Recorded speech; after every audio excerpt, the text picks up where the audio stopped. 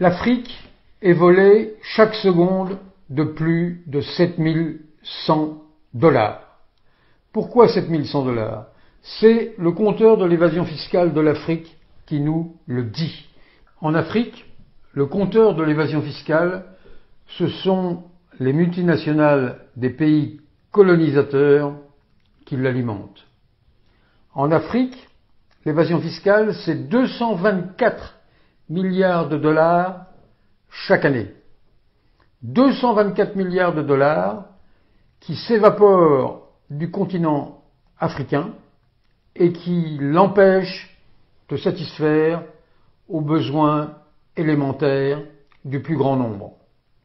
L'évasion fiscale en Afrique est odieuse, aussi odieuse que la dette dénoncée par Thomas Sankara, qui l'a payée de sa vie. L'évasion fiscale vampirise les budgets des États et les empêche de subvenir aux besoins collectifs de leur population. L'évasion fiscale en Afrique, c'est bien souvent la mort.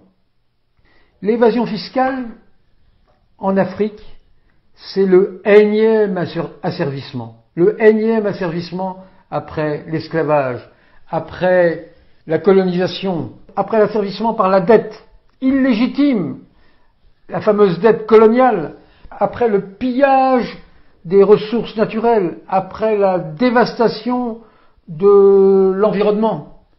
Eh bien, l'évasion fiscale intervient à nouveau, creuse cette dette illégitime et avec des intérêts qui, évidemment, pour les pays africains, sont nettement supérieurs à ceux que connaissent les pays riches, eux-mêmes pillés par ces transnationales.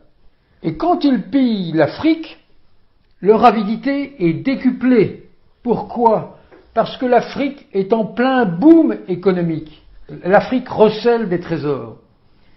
C'est le Fonds monétaire international qui, il y a peu, a considéré que l'Éthiopie était le pays le plus dynamique au monde, avec un taux de croissance d'environ 10%. Et derrière, de nombreux pays africains, comme la République démocratique du Congo, par exemple, le Burkina Faso, si j'ai bonne mémoire, tournait autour de 7% de croissance.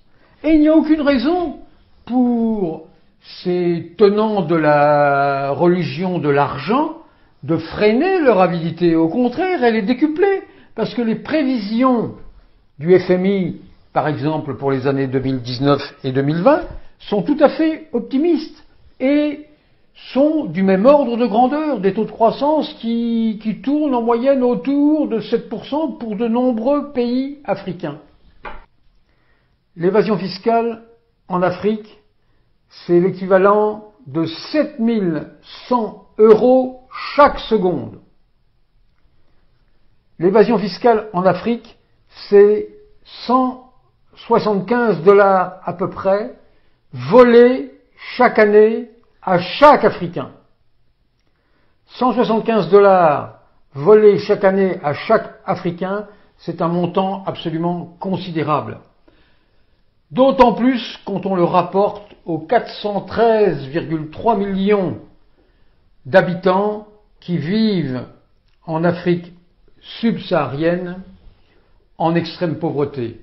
Vivre en extrême pauvreté selon les normes des institutions internationales, c'est vivre avec moins de 1,90 $ par jour, soit un peu moins de 700 € par an.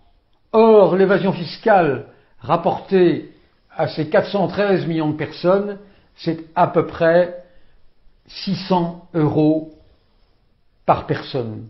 On voit donc que l'évasion fiscale en Afrique équivaut à la totalité des revenus de ces 413 millions de personnes.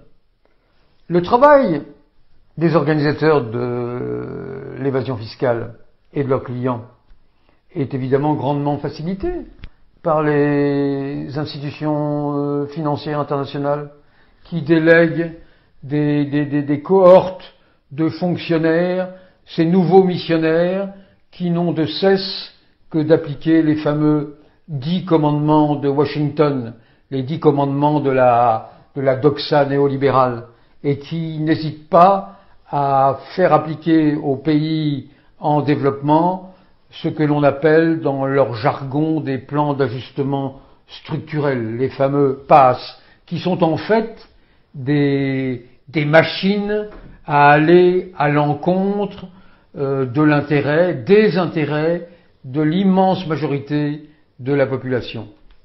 L'évasion fiscale est intolérable et aussi illégitime que la dette qu'avaient combattu certains, et notamment Thomas Sankara, qui est mort. Il faut regarder en permanence ce compteur de l'évasion fiscale qui rappelle que l'Afrique est volée de 7100 € à chaque seconde.